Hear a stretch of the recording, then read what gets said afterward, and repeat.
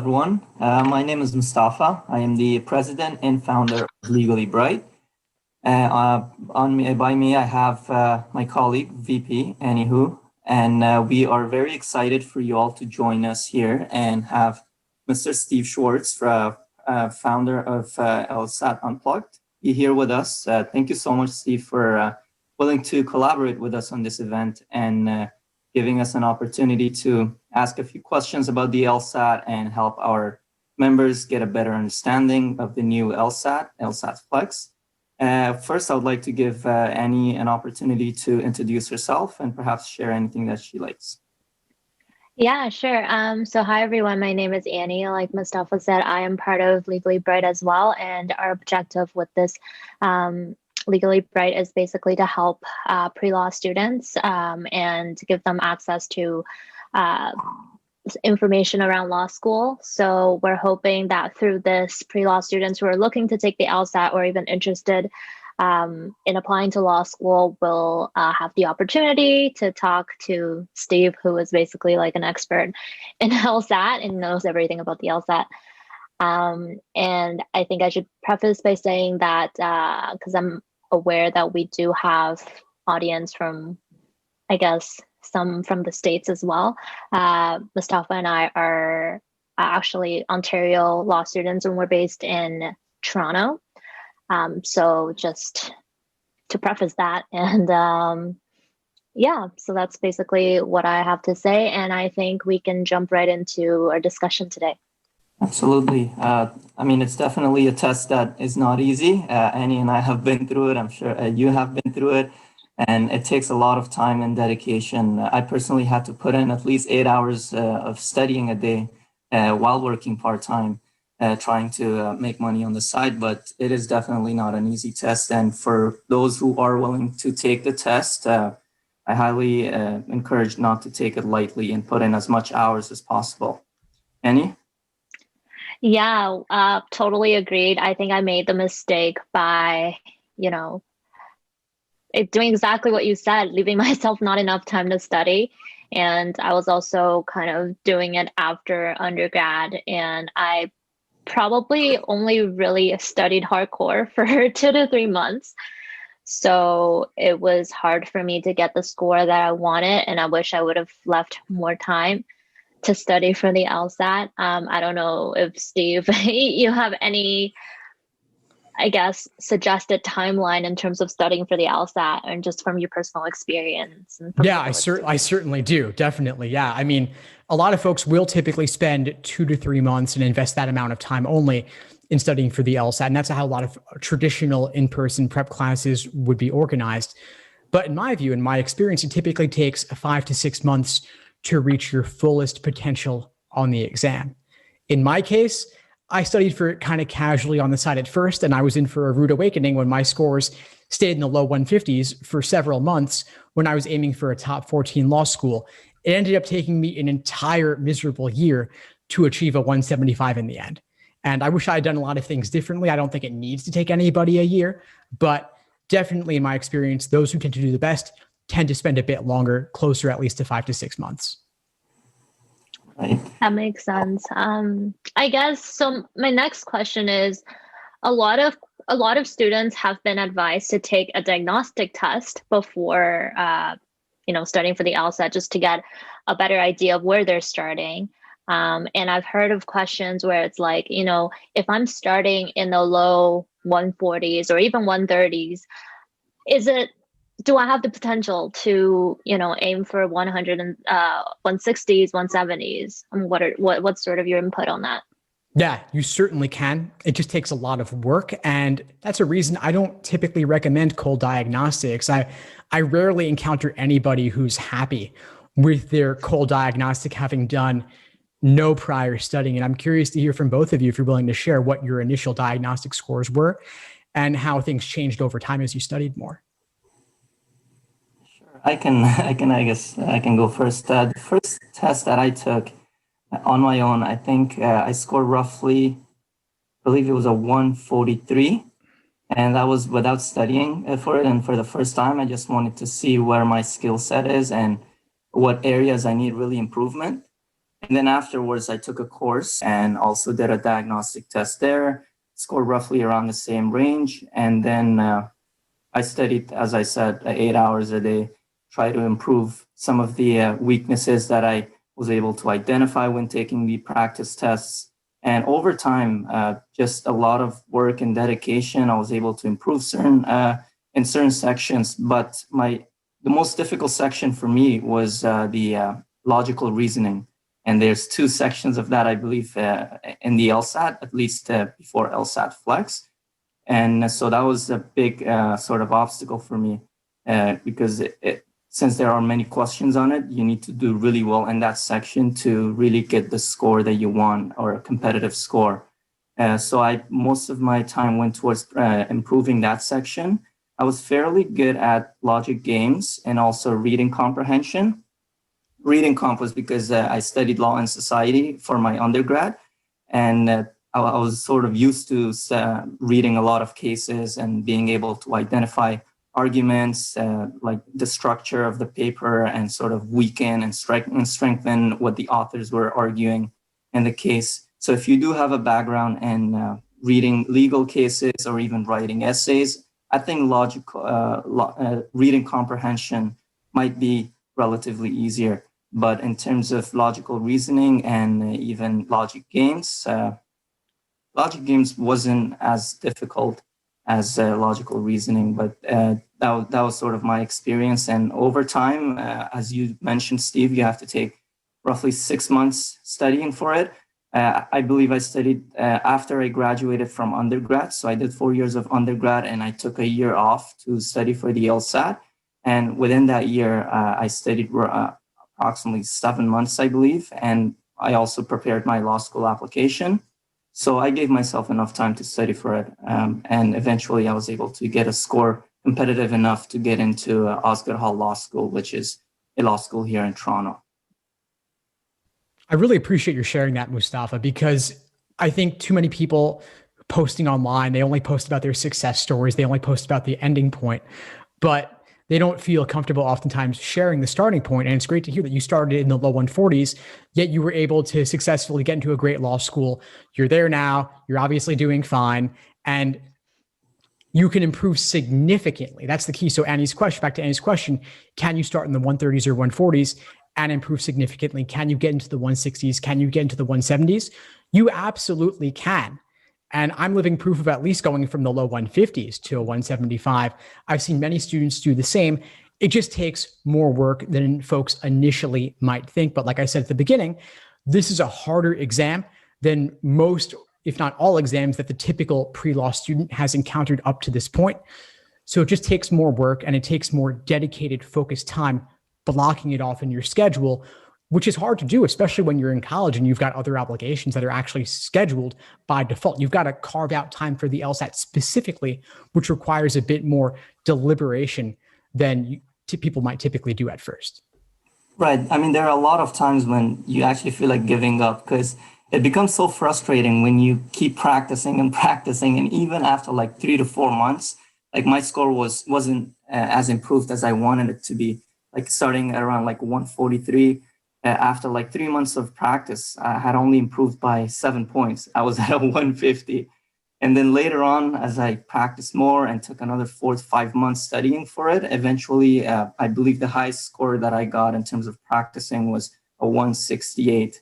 And once I hit 168, I knew that it's possible to work on it and even improve some of the issues that I had with some of the questions that I wasn't able to answer properly. So once I took the test, the next day I would go over it again and sort of figure out what I did wrong, and sort of learn from your mistakes. And eventually, it's almost like a skill you have to gain, and that takes a long time for someone to master it. So giving yourself plenty of time would be helpful.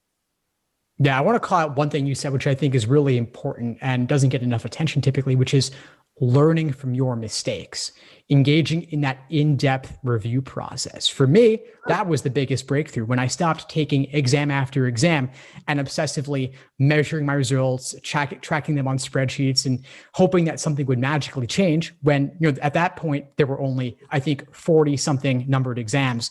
Now there's 89 numbered exams. So there's nearly double available what there was back then. But even still, the default mode that a lot of students take is just taking all the exams in order, maybe starting with exam number 1, maybe starting with whichever random book they happen to have gotten from a friend. But it's not enough to simply take exams. You've got to first learn the theory and the concepts, then apply them, then figure out what you're getting wrong and why. So reviewing everything you get wrong, everything you have difficulty with. And I've been refining what I consider the ideal review process over time, and I'm still experimenting with it and encouraging students in my courses to do the same.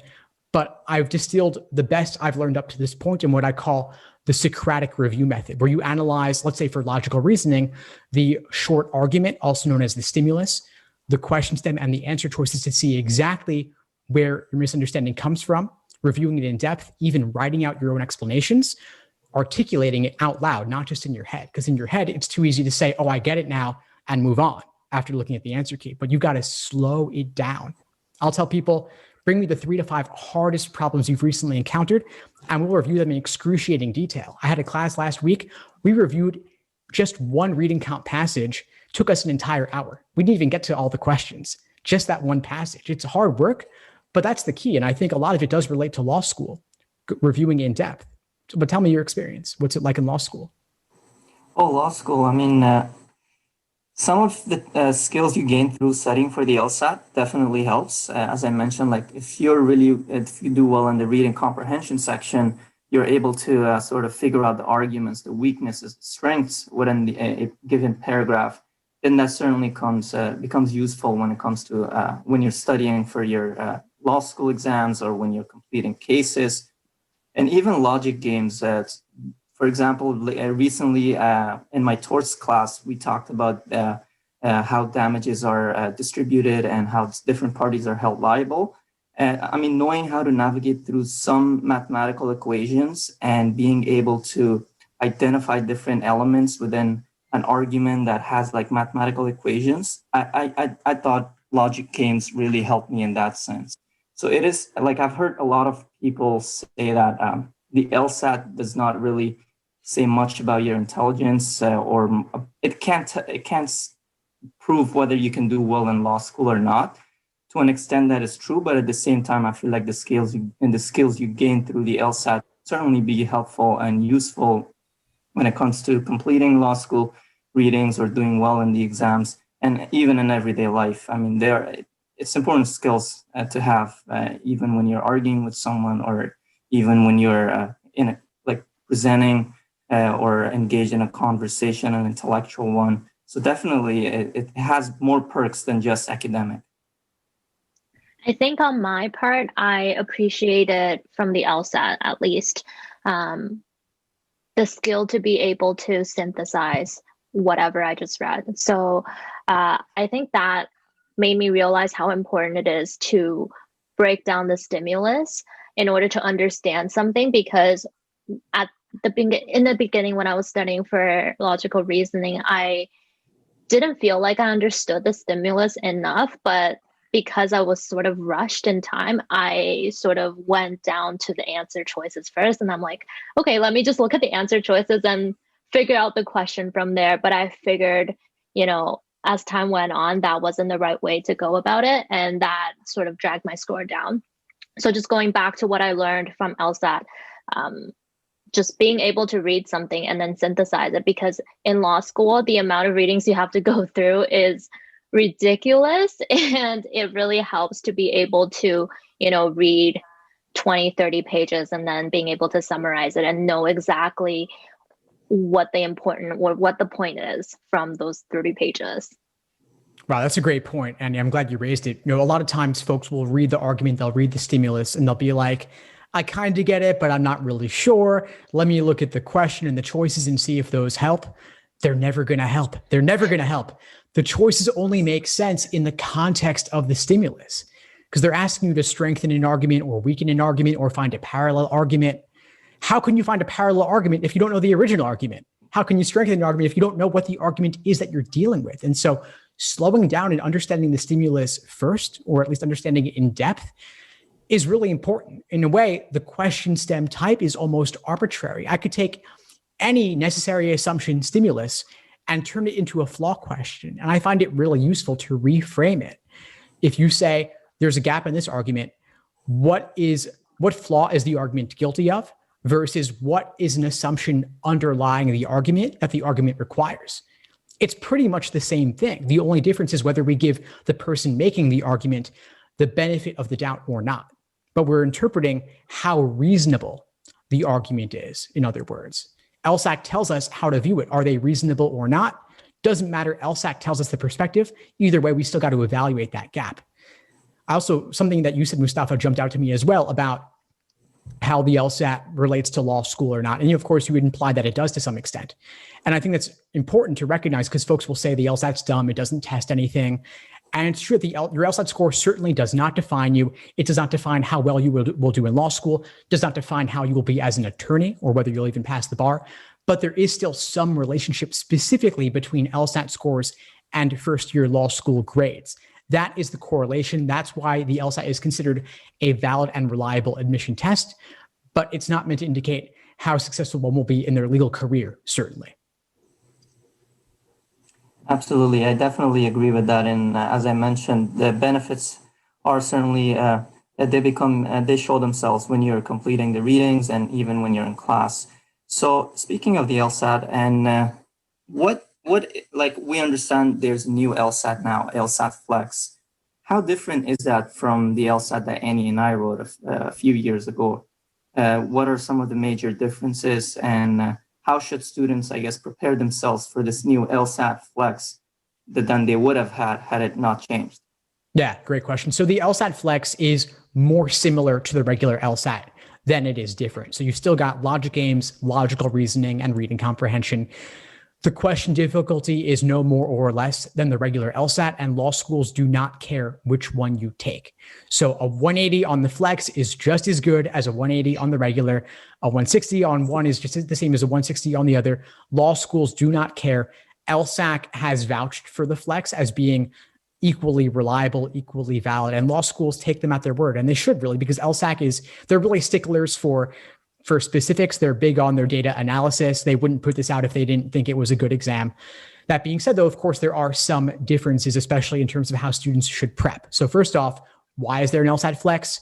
Because of COVID. They can't administer the LSAT in person. It would be too difficult to do it with proper social distancing and such, finding locations and whatnot. And it would be hard to wear a mask that long anyway, and taking an exam in a cramped space, certainly. And so people are doing the LSAT Flex at home or at a hotel. From basically, you get to choose the environment as long as you have a good Wi-Fi connection, a good device, and nobody's going to be walking around in the background or interrupting you. So it's at home, online, 3 sections, not 5. You said earlier, Mustafa, 2 sections of logical reasoning on the regular, not the case on the Flex. The Flex only has 1 logical reasoning section, 1 games, 1 reading comp, and no experimental. So they've removed the experimental section. They've also removed 1 of the logical reasoning sections. So it's shorter, 3 35-minute sections, and you're done in 2 hours. So that's nice. I mean, assuming you've got a good place to take it, you're done in 2 hours and you can do it wherever, no other test takers around. I think it's pretty good for most people. If you don't have a good device or you don't have a good internet connection or you don't have a good home environment, it's fine. LSAC will hook you up. They'll give you a loaner device. They'll even reimburse you up to $125 to take it at a hotel. So it's not going to be the Ritz-Carlton, but it should be hopefully good enough. That's great. It's such an... Oh, sorry. I wish that was the case when we were taking the LSAT.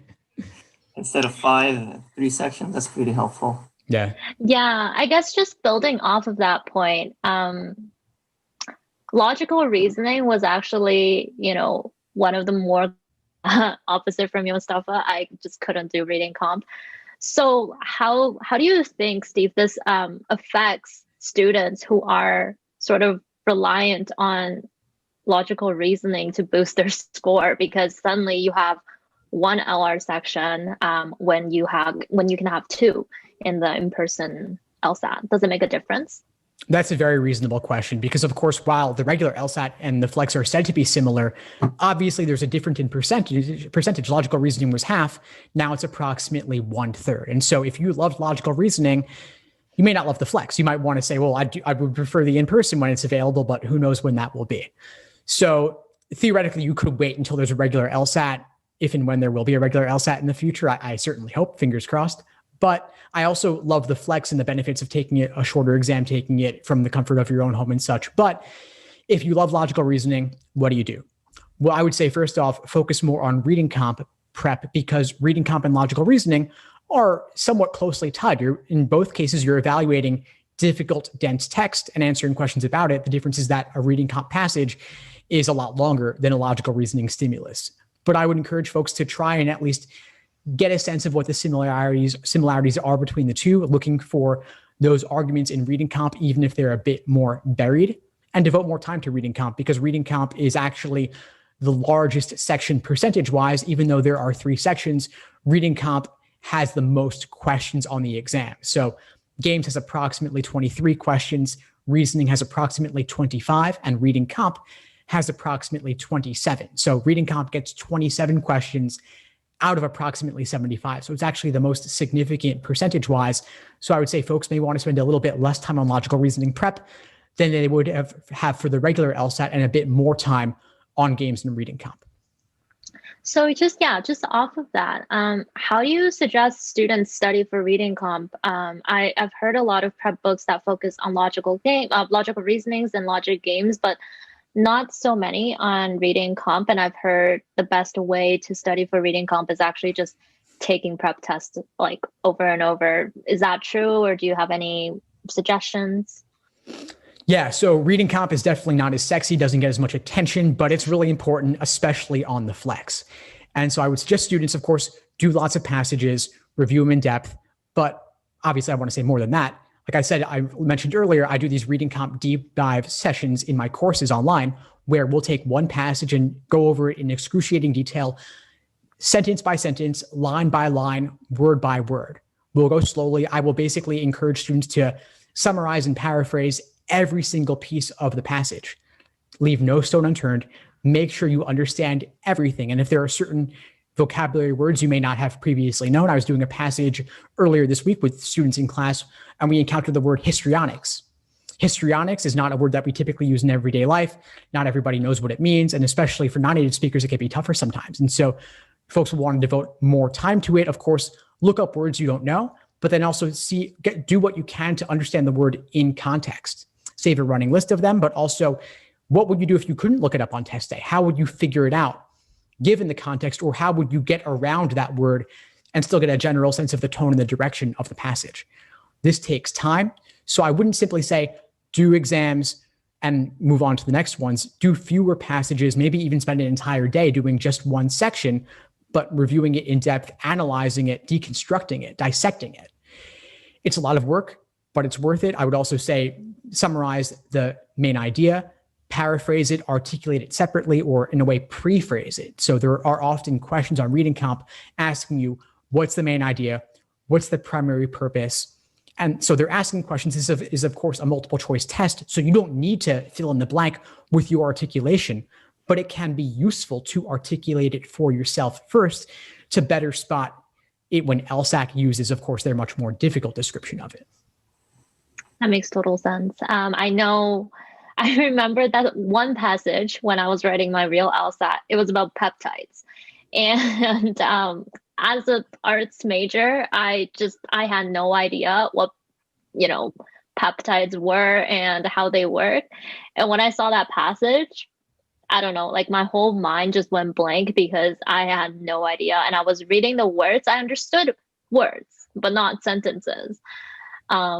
And I know a lot of students also struggle with that because part of LSAT, I guess, reading comp is to test you on various subjects. So regardless whether you're arts major, science major, you're going to have that one or two passage that you're uncomfortable with in terms of topic. How should students go about that? Should they, if I guess in my case, should I spend, 5 passages just on science, or do you think that's not how it should work because you never really get 5 science passages in a row on the LSAT? So well, I would not try to construct the most difficult LSAT ever, pulling all the hardest reading comp, all the hardest logic games. That's a recipe for disaster. It'll make you miserable. No need to put yourself through that under timed conditions. But I would certainly work on science passages on the side and drill those if science passages give you trouble. I was a poli-sci major. So science didn't come naturally to me, but you can still get it. The key is to dumb it down for yourself, simplify it. You know how there's Wikipedia? Then there's also simple Wikipedia that uses simple English. It avoids multisyllabic words, making it easier for non-native speakers. You can dumb down science passages to make it easy for non-science people. And so I'll often encounter science logical reasoning questions or science reading comp passages with difficult terms that I don't know. But there is oftentimes a place in the passage or in the stimulus where they define that key difficult word in an easier way. They might use an entire phrase rather than a single word. But even so, if you can latch on to that simple phrase that defines it and then sub in your own term and use your own term throughout, kind of like a find and replace function. So for example, let's say there's a question on acetaminophen. And if memory serves me correctly, acetaminophen is simply Tylenol, if I'm right about that. And so if that's the case, let's just pretend that's true and we'll look it up later. But anyway, so let's say there's a question that says acetaminophen, M dash, a pain reliever or fever reducer does blah, blah, blah. And then they keep using acetaminophen throughout the passage. If we assume that a pain reliever and fever reducer that is acetaminophen, we could just say Tylenol, and we all know what Tylenol is. You could just say Tylenol throughout for yourself, and that'll reduce some of the difficulty in navigating constantly if they use that difficult term 10 times throughout. You just made it easier for yourself, and you're kind of removing those roadblocks or speed bumps. So as for logic games, what specific sort of advice do you have in terms of completing them correctly and most importantly on time? Because I personally, there were times that I struggled with like getting through all the games that were present there on the question in the test.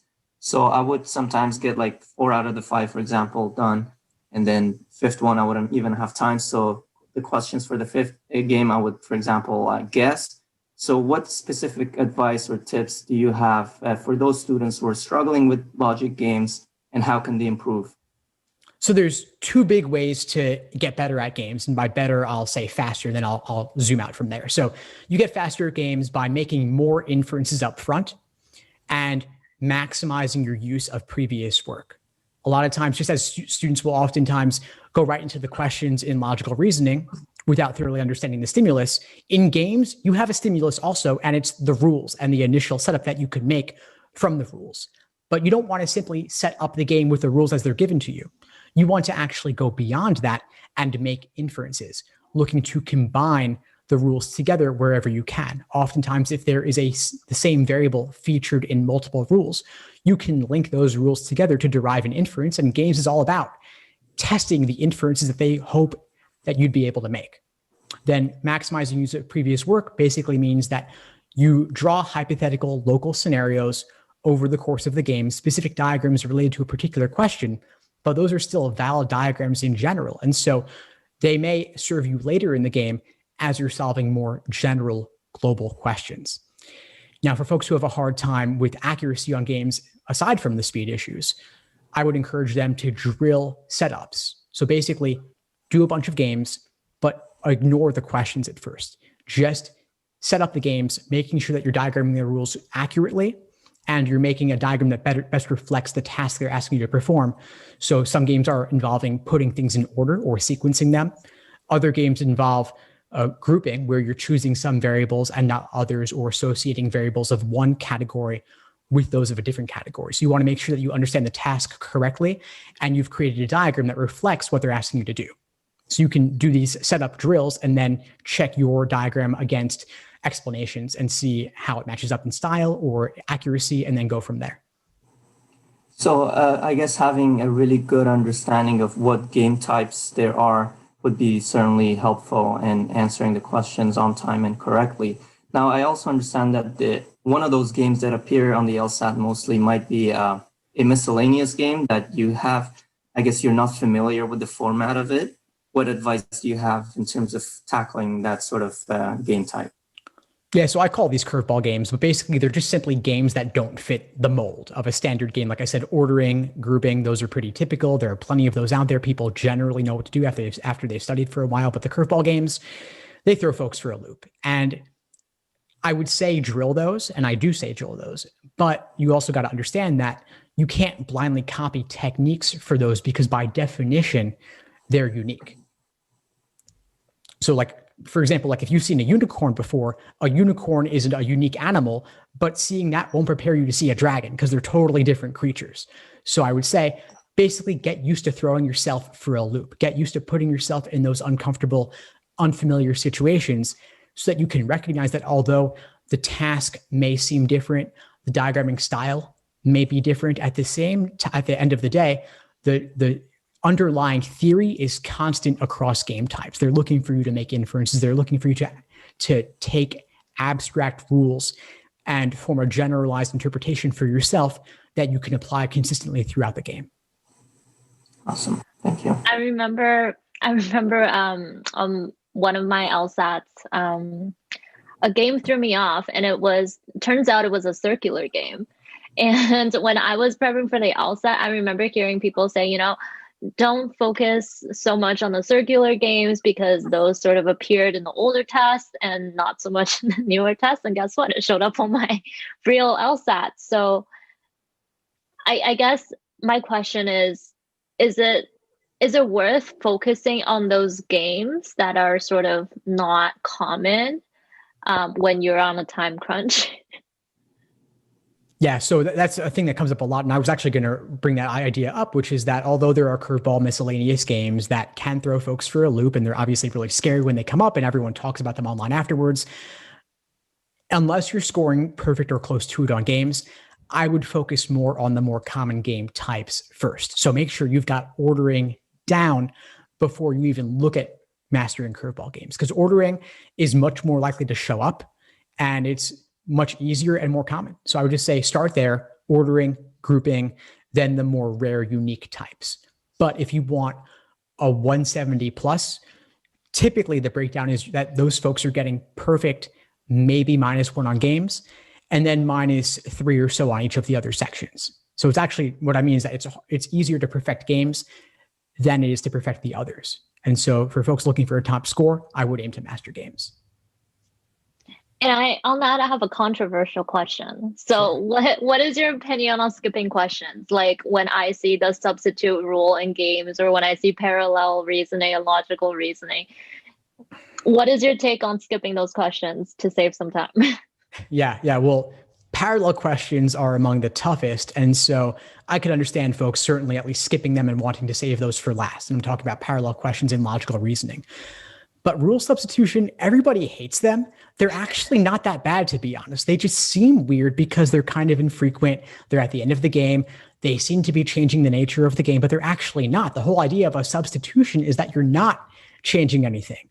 So the 4 wrong answers are all changing something about the game. They're either more limiting than the original rule or less limiting than the original rule. And I actually taught an entire class just on these because people were asking me about them so much.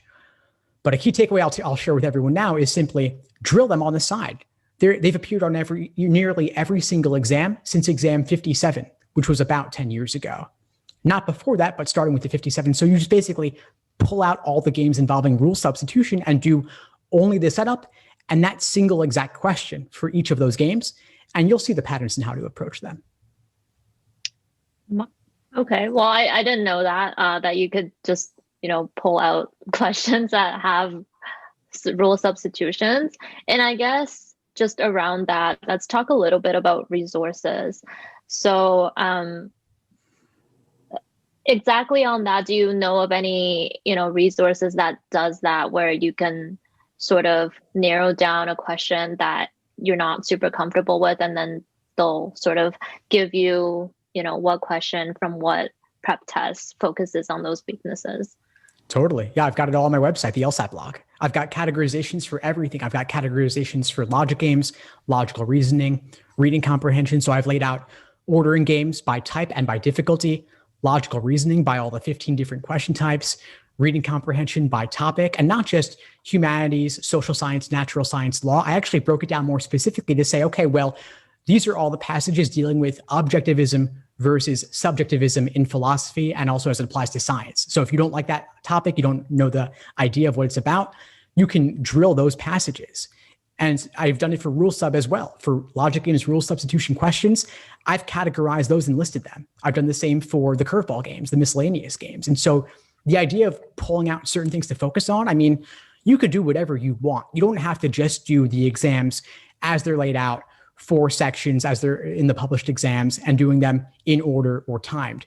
LSAT kind of mixes everything up, but folks like me make it our mission to dissect the exam, to deconstruct it and lay things out by type so you can work specifically on what gives you trouble. And I've laid this all out in my LSAT study plans as well to remove all the guesswork about what to do. That sounds great. Also, I'm just noticing there's some questions coming in, and I think we're going to be addressing those questions. So the first question we have is, can we discuss more of what the LSAT actually looks like scored and how it compares to a regular LSAT in terms of scoring? So what the LSAT Flex actually looks like. Yeah, sure. So basically, LSAC has created a system called LawHub. And so inside your lsac.org account, you can see exactly what the Flex and digital format looks like. Basically, it was initially created for tablet for the previous digital LSAT. Now it's a Flex, so there's a countdown timer. You can increase or decrease the text size. You can highlight and underline. So it's pretty cool. You could flag questions simply. You can jump around to what you need to. So it's kind of cool. And they've made 2 exams available for free inside that account, exams 71 and 73. So go on, look at that. It's free. And then if folks want access to more of the exams, LSAC has made over 60 of them available in the digital and Flex format in a program called LawHub at lawhub.lsac.org. Inside your account after you log in, it's $99 a year for access to over 60 exams. It's a great resource, and it's the only place you can see exactly what that Flex format looks like. As for scoring, it's still on the 120 to 180 scale, and they haven't released raw score conversions for the Flex specifically, but assuming that they keep using the Flex long term, if they decide to make it the new normal, then I assume they will release more about how exactly the scoring works. But for a rough approximation, you could take your accuracy on the 3 sections you complete, leaving out one of the LRs, the logical reasonings, and then simply multiply your raw score by 4/3 before translating it on the raw score conversion chart. And sorry, just building. Yeah. Sorry, I just have a build off of that. So, Sure. The LSAT writing. So, is it any different in the context of LSAT Flex compared to in-person LSAT? The LSAT writing is actually the same, both pre and post COVID, pre and post the switch to the Flex, but actually last year, starting in June 2019, they changed the LSAT writing sample so that it was no longer at the testing center. They made it separate and they made it online. So that was actually a good way for LSAC to get used to what is it like to proctor something online and monitor folks with the security software, with the webcam and the microphone.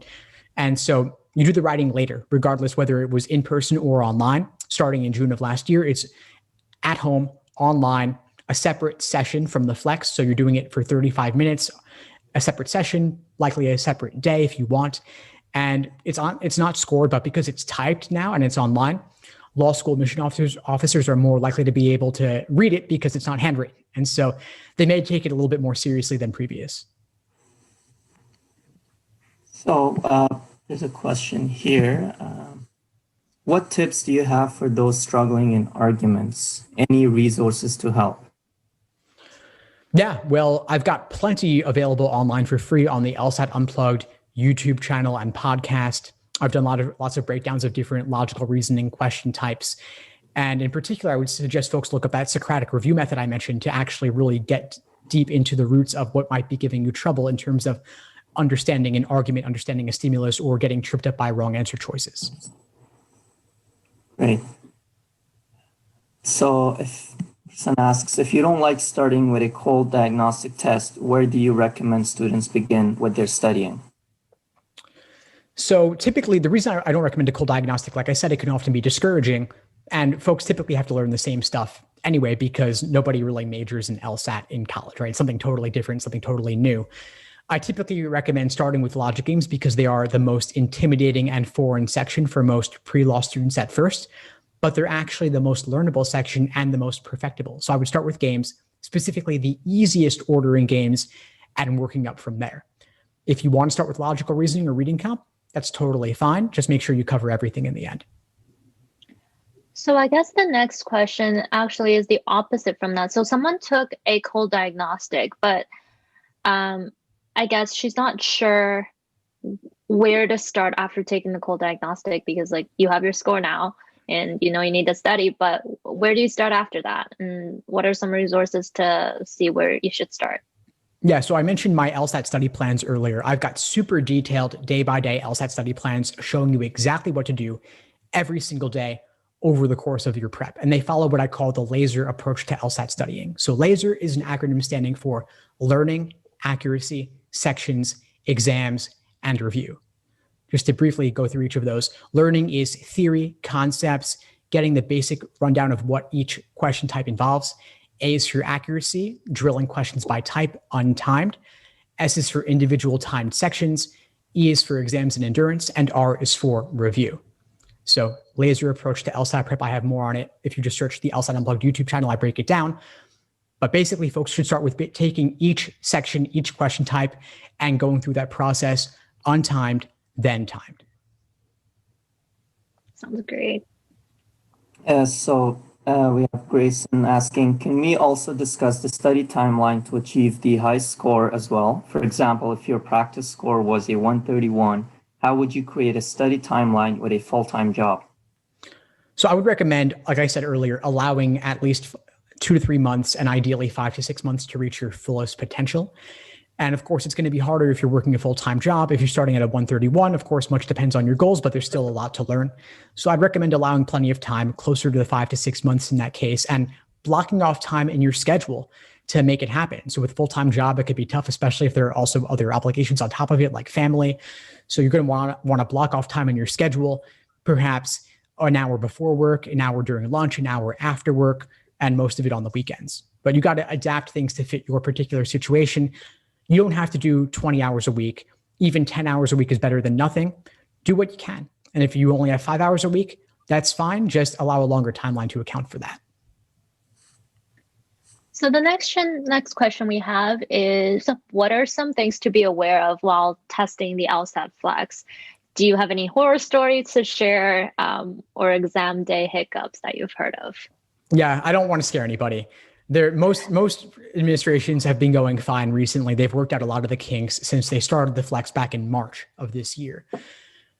Things don't always go perfectly, though. There are some things to be aware of. Specifically, make sure you have a really good internet connection.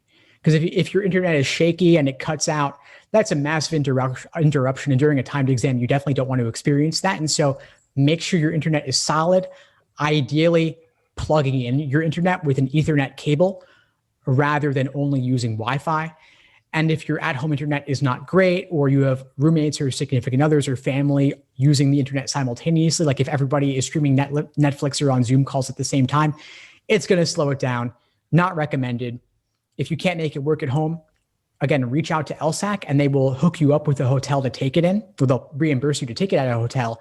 And then hopefully if the hotel has good internet, again, hopefully wired, you could have a smoother test day experience. Also, proctors are not always perfect. And so ask them before you start that if they're going to interrupt you or take over your computer for any reason, like security purposes, that they pause the clock so they don't take away time from you.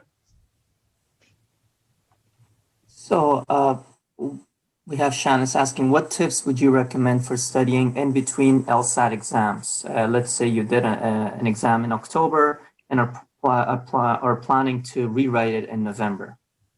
So you've got about a 1 month gap between the October and November LSATs, and you wait approximately, in this case, close to 3 weeks for your score.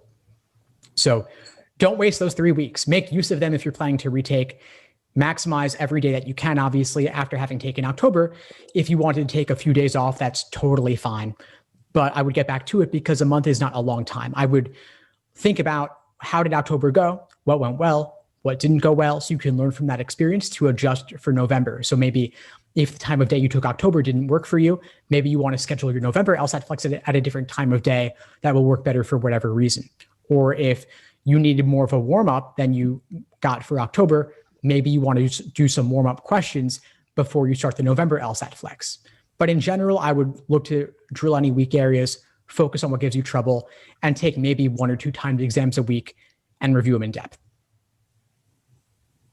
Sounds good. And so what do you think is the outlook for future LSATs? So do you believe LSAT will continue the flex after social distancing as an option in addition to in-person, or whatever your thoughts are on that? Or do you think it's going to continue?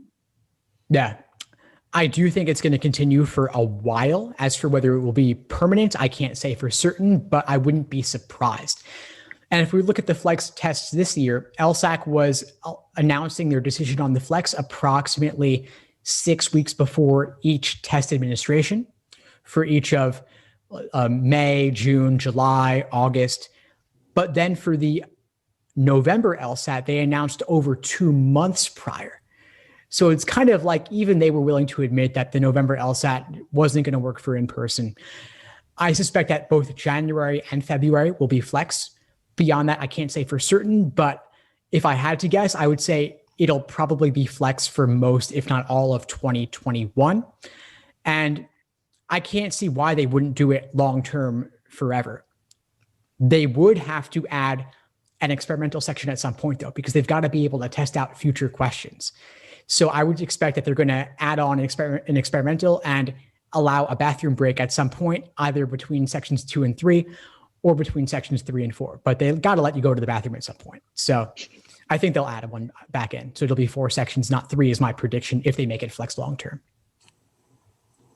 The question here is specific to reading comprehension and logical reasoning. So the person wants to, I guess, discuss more the principle and inference questions, and also inference questions and logical reasoning.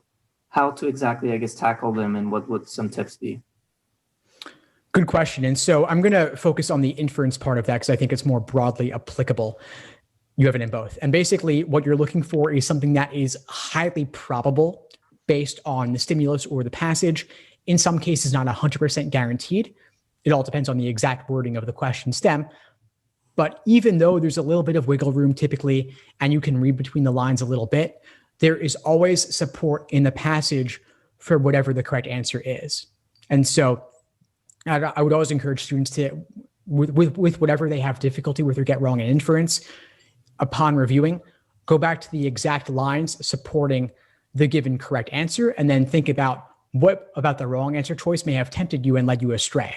What little key word in that choice pushed it over the edge to make it incorrect. And I think one that's also broadly applicable to people is, what advice do you have on how to improve your score after taking the LSAT Flex? Received your score, but do not know what areas to improve on, since LSAT has not released your score sheet. Yeah, it's always nice to be able to see your disclosed test form afterwards to know exactly what happened on the big day itself. But that's simply one test. You can take any practice test and get an indication of what you need to work on. So I would say pull any fairly recent exam, maybe something from the 70s and 80s that are the numbered exams, do one of those and score that and see what gave you trouble there. But in reality, any single exam is not the best data point because it's not a large enough sample. I would look at your most recent 3 to 5 exams and look at the trends in that larger pool of questions to see what gave you trouble. Because one exam only has 4 games, only has 4 passages. You may need a larger sample pool to figure out, are you really having trouble with a certain question type, or is it just that particular game or passage? Thank you. And in terms of studying for LSAT Flex, a person wants to know if, when studying for LSAT Flex, should they take or practice with the 5 sections, or should they go ahead with 3 sections?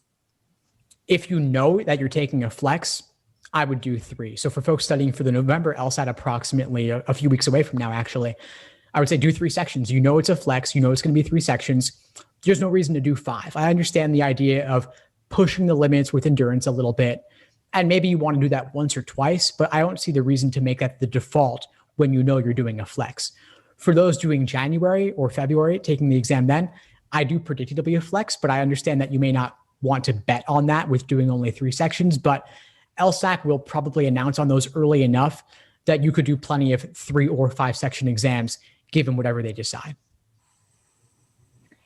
And Steve, I don't know if you can answer this, but someone was wondering, how are this year's scores trending compared to previous admission cycles? Are people scoring higher with more downtime and quarantine to study? I don't know if you have access to people's scores or if you have heard people telling you about their scores. But. Yeah, well, LSAC hasn't released any data on this specifically, but the exams equated. I only know what I've heard anecdotally. So I could say that basically the exams are, I'll speak theoretically and then what I've heard anecdotally. So theoretically, exams are equated. So they're going to adjust the difficulty and the quote unquote curve for whatever people do in a particular test administration or a particular cycle. So it's not going to be any harder or easier regardless. It's not like they can just give more people 175s if people do better. They'll adjust the curve accordingly. But I could say that in general, I would also not assume that because people are in quarantine that everyone's automatically studying more. People have been thrown for a loop in a lot of ways. People are in uncomfortable or unique living situations because of COVID. If they're not going away to college, for example, or they move somewhere different, it could actually be harder to study when you've got family around. So I wouldn't assume that people are automatically going to study more. But then anecdotally, what I've heard is that actually I see more variation than I would have typically seen otherwise. So it's like some people perhaps, some people thrive under the flex format, others do worse. And so I would say to maximize your potential, really do what you can to simulate test day conditions specifically. So use LawHub, use the online system, take your practice tests online. Don't study them out of books when you know you're doing the LSAT online, regardless of digital or flex. In North America, at least, you're doing it on a screen, not on paper. So prep accordingly. So being in school full-time and balancing a part-time job in addition, what is a realistic goal to set for weekly amounts of time practicing the LSAT prep? So is that like 5 to 6 months? And how many hours roughly do you recommend? And a follow-up to that would also be, what year of undergrad would be a good time to begin studying for the LSAT? Yeah, so school full-time and a part-time job on top of that, those are big obligations. I wouldn't expect anybody to do a ton of prep, and I wouldn't beat yourself up if you can't even meet the 10 hours per week that you laid out for yourself. That could be too much. Maybe some weeks it'll only be 5 or 6 or even less, and that's fine too. Just allow more time. So you said I see in the chat, the person wrote 5 to 6 months. That's great. I like that this person is not trying to do it all in 2 months given the other obligations. So 10 hours a week seems reasonable to me. Fit in more where you can. And if the exam gets closer and you haven't given it everything you want to do, postponing is totally fine. I see folks postpone all the time. And I would encourage folks to study for the LSAT when they'll have the most time to study. So that kind of ties into the other question regarding best year of undergrad to study for the LSAT and take it. It's whenever you have the time. Scores are good for 5 years. So if you have more time in junior year, study for it then, take it then. If you have more time during winter break or during summer break, study for it then and take it then. You could take it anytime you want. Again, the scores are good for 5 years. And law schools don't care if you took it this year or last year or 3 years ago. It's all the same to them. Someone shared their experience in August Flex. So they took the August Flex and was kicked out of the exam multiple times because they're not sure if it was their internet connection or maybe the system was just overloaded, but they really want to avoid this from happening in their next retake. So would you recommend the person take advantage of the hotel voucher because they've heard stories about people performing badly because they use the voucher, but like it's a new environment. So what do you suggest they do in this case? Yeah, that's a tough situation. I have heard of folks getting kicked out of the system sometimes, and I'm not sure exactly what the reason is, probably shaky internet. So I would say if that's the case, then yeah, take them up on the hotel voucher. It could be tough to take it in a different situation. There's no easy answer on that, though. It kind of just is what it is. I would say if you can get your at-home internet to be good and test out your system on ProctorU's site beforehand, there's a way. If you go to testitout.proctoru.com with hyphens, so test-it-out.proctoru.com, you can do an equipment check and check your internet as well to make sure that you're good with ProctorU. And I would do that at least maybe a couple of days before the exam itself to make sure everything's squared away. You can also reach out to LSAC and they'll mail you a loaner device. If it's maybe a device issue specifically, I might try using a different computer or using LSAC's loaner and see if that works better. Awesome. Thank you so much, Steve. This was very helpful, and I apologize for the people who we weren't able to answer all of your questions. You can feel free to follow us on Instagram, our page Legally Bright. We pair students, undergrad students with law students, and if you have any further questions, feel free to reach out to us and ask us, and we will try our best to answer you. You can also reach out to Steve. His Instagram is also LSAT. His Instagram is LSAT Unplugged. Steve, is that the best place to reach you? Yes, it is. So I'm all over the place. I'm on Instagram. I recently joined TikTok, so folks can find me there as well. I've got the LSAT Unplugged YouTube channel, the podcast, the Facebook group, Instagram, TikTok. I also have the LSAT blog, and folks can feel free to reach out to me anytime if they need anything at all. I'm really happy to help however I can. Awesome. Annie, I guess you can take a screenshot before we leave for our social media. Yes, let me just do that right now. Okay, great. I got it. Perfect. Thank you so much, Steve. This was very helpful, and I hope that, the attendees found it as helpful as we did. And best of luck to whoever is going to take the LSAT, and we wish you all the best. Yeah, thanks so much, guys. Steve. Bye. Thank you. Thanks for tuning into the show. Please subscribe if you haven't done so already to be notified of new episodes as I release them. And feel free to reach out if you need anything at all as you move forward with your prep. I'm happy to help however I can. In the meantime, I'll wish you all the best and take care.